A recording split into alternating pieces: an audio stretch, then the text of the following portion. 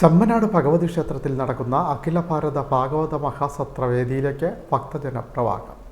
December 22-ന് ആരംഭിച്ച ഭാഗവത സത്രം ജനുവരി 2-ന് സമാപിക്കും. അരൂർ മണ്ഡലത്തിലെ ചമ്മനാട് ഭഗവതി ക്ഷേത്രത്തിൽ നടക്കുന്ന അഖില ഭാരത ഭാഗവത മഹാസത്രത്തിൽ പങ്കെടുക്കാൻ ഭക്തജന പ്രവാഹം. നാടിൻ്റെ വിവിധ സ്ഥലങ്ങളിൽ നിന്നുള്ള നൂറുകണക്കിന് ഭക്തജനങ്ങളാണ് സത്രവേദിയിലേക്ക് എത്തുന്നത്. ബ്രഹ്മശ്രീ മള്ളിയൂർ പരമേശ്വരൻ നമ്പൂതിരിയാണ് യജ്ഞാചാര്യൻ.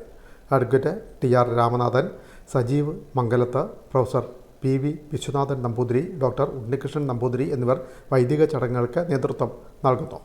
വിവിധ ദിവസങ്ങളിലായി നടക്കുന്ന പ്രഭാഷണങ്ങൾക്കും അനുബന്ധ ചടങ്ങുകൾക്കും ആത്മീയ നേതാക്കൾ നേതൃത്വം നൽകുന്നു. ഡിസംബർ 22-ന് ആരംഭിച്ച മഹാസത്രം ജനുവരി 2-ന് സമാപിക്കും. ചമ്മനാട് അഖില ഭാരത ശ്രീമദ് ഭാഗവത സത്രത്തിന് ഡിസംബർ 22-ാം തീയതി സമാരംഭം കുറിച്ചിരിക്കുകയാണ്.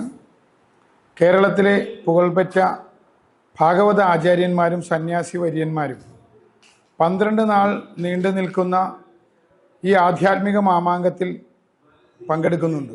ചമ്മനാട് ഭഗവതി ക്ഷേത്രത്തിൽ ഭാഗവത സത്രം നടത്തുവാൻ തീരുമാനിച്ചത് തിരുവല്ലയിൽ നടന്ന 40ാമത് അഖില ഭാരത ശ്രീമദ് ഭാഗവത മഹാസത്രത്തിൻ്റെ സത്രവിളംബരത്തോടെയാണ്.